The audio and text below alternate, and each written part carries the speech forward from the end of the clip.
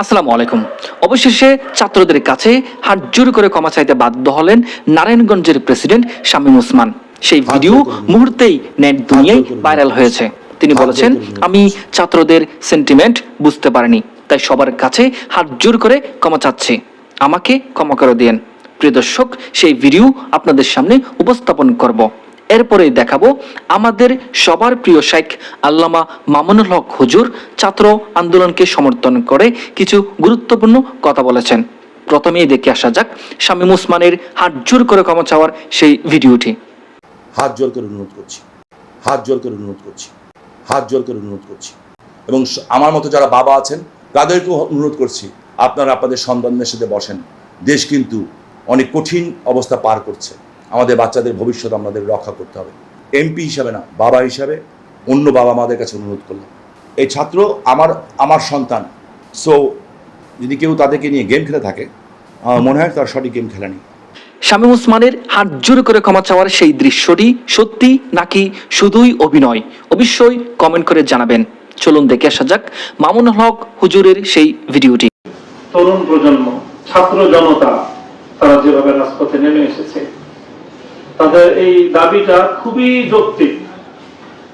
যে সংস্কারের এবং যে দাবি তারা তুলেছে, আমরা মনে করি সংস্কারের দাবি খুবই যৌক্তিক।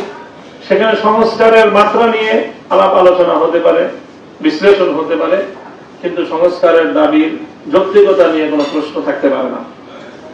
এরপরে সেই সংস্কারের যে নির্দলীয় দাবি এবং সকল ছাত্র জনতার ঐক্যবদ্ধ দাবি, সেই দাবির প্রেক্ষিতে তারা যেভাবে অত্যন্ত সুশৃঙ্খল ভাবে, শান্তিপূর্ণ ভাবে অব্যাহত আন্দোলন তারা চালিয়ে যাচ্ছিল, সেই আন্দোলনটাও সমর্থনযোগ্য এবং সে আন্দোলনকে সকল দেশের অভিভাবক হিসেবে সকলেই সেটাকে সমর্থন নয়, শুধু সহযোগিতা করছে, অংশগ্রহণ করছে। এটাকেও আমি আমাদের পক্ষ থেকে সকল অভিভাবকদের এই মনোভাবকেও আমরা স্বাগত জানাই। সেই সঙ্গে রাষ্ট্র এবং সরকারকে আমরা বলতে চাই যে গতকালকে যে কি বলবো, হৃদয় বিতরক দৃশ্য আমাদেরকে প্রত্যক্ষ করতে হয়েছে, যে আমাদের এক একজন সন্তানকে যেভাবে রাজপথে প্রাণ দিতে হয়েছে, এবং গতকালের ঘটনা সবচেয়ে বেশি হৃদয় বিতরক, মারাত্মক, অব্যাহত ভাবে চলছে। এইভাবে একটি শান্তিপূর্ণ স্বাভাবিক পরিবেশে, সাধারণ একটি দেশে, একটি সাধারণ পরিবেশে এমন রক্তক্ষরণ আর এমন ঠান্ডা মাথায় গুলি করে হত্যার এই দৃশ্য, এটা কোনোভাবে মেনে নেওয়ার মতো না।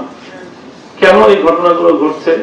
আমরা অতি দ্রুত ছাত্র জনতার এই প্রাণের দাবির সাথে রাষ্ট্র সহ সকল পক্ষের সকল দায়িত্বশীল মহলকে আমরা আহ্বান করব যে এই সংস্কার দাবিকে, যৌক্তিক পর্যায়ের দাবিগুলোকে যত দ্রুত সম্ভব মেনে নিয়ে এই ছাত্র জনতাকে শান্ত করার জন্য এবং এই আন্দোলনকে সমীহ করার জন্য, কেন বিনা উস্কানিতে এভাবে তাদের রক্তপাত ঘটলো, সেটার যেন সুষ্ঠু তদন্তের মাধ্যমে প্রকৃত দোষীদেরকে বিচারের আওতায় আনা হয়। আমরা আমার দেশে আমার কোন সন্তানের, আমার কোন ছাত্রের রক্তে আমার এই স্বাধীন মাটি রঞ্জিত হোক, এই করুণ দৃশ্য আমরা দেখতে চাই না।